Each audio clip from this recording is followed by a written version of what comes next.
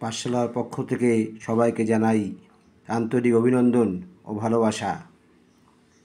পঞ্চম শ্রেণীর দ্বিতীয় পর্যায়ক্রমিক মূল্যায়ন আর কিছুদিনের মধ্যেই শুরু হয়ে যাবে। আগস্টের প্রথম বা দ্বিতীয় সপ্তাহ থেকে শুরু হবে। তার আগে পঞ্চম শ্রেণীর পরিবেশ পরীক্ষা সাজেশন দেওয়া হয়ে গেছে।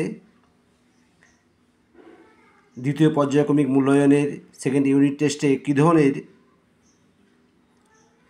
ছোট অঙ্ক আসতে পারে, 1 নম্বর প্রশ্নের অঙ্ক আসতে পারে, অতি সংক্ষিপ্ত প্রশ্ন, তার সম্পর্কে একটি ভিডিও তৈরি করা হলো।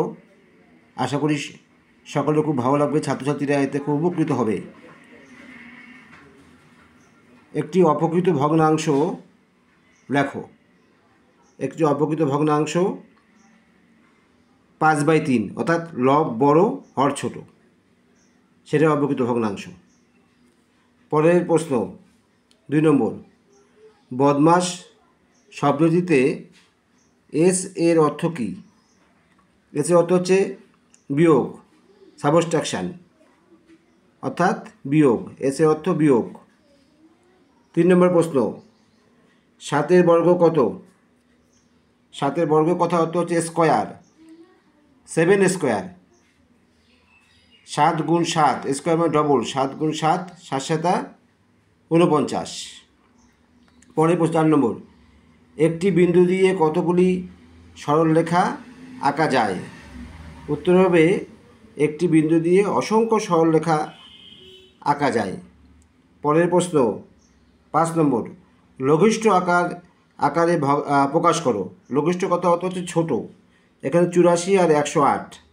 84 108কে প্রথমে 3 দিয়ে কাটলে, 4 দিয়ে কাটা হলো, 4 দিয়ে কাটলে 4 81 21 84, আর 4 27 108। তারপর আবার কাটা হলো 3 দিয়ে, 3 7 21, 3 9 27, তাহলে উত্তর হলো 7 9। পরের প্রশ্ন, মিশ্র ভগ্নাংশ প্রণীত করো। অপকৃত ভগ্নাংশকে ভাগ করলে মিশ্র ভগ্নাংশ হয়। 5 8 40, 8 পূর্ণ 3 5।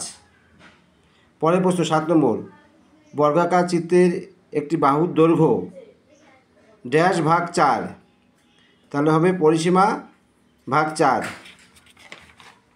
পরের প্রশ্ন 8 নম্বর, 2 বিয়োগ 1 যোগ 1, তাহলে এখানে হবে 2 বিয়োগ 2 সমান সমান 0। এরপরে প্রশ্ন হচ্ছে ঠিক না ভুল লেখো। 3 ভাগ 9 আর 9 ভাগ 3, তাহলে হলো এটা 3 ভাগ 9, 3/9 সমান সমান 9/3।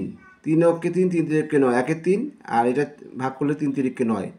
এটা কিন্তু ভুল। একটা উত্তর 1-এর 3 আর একটা উত্তর 3, এটা ভুল।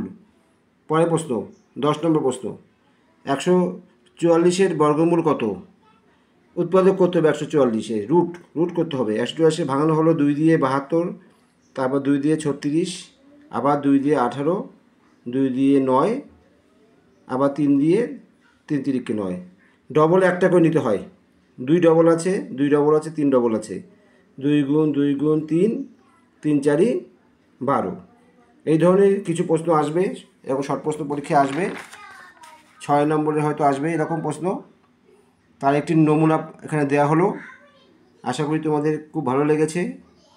এই ধরনের শর্ট প্রশ্ন আসবে পরীক্ষায়, তোমাদের বারবার প্র্যাকটিস করতে হবে। যদি ভিডিওটি ভালো লেগে থাকে তাই লাইক, শেয়ার এবং সাবস্ক্রাইব করে দিও। আজকে এই পর্যন্ত রাখলাম, আর খুব শীঘ্রই আবার সাজেশান নিয়ে হাজির হচ্ছি, ক্লাস 5 6 7 8। ধন্যবাদ।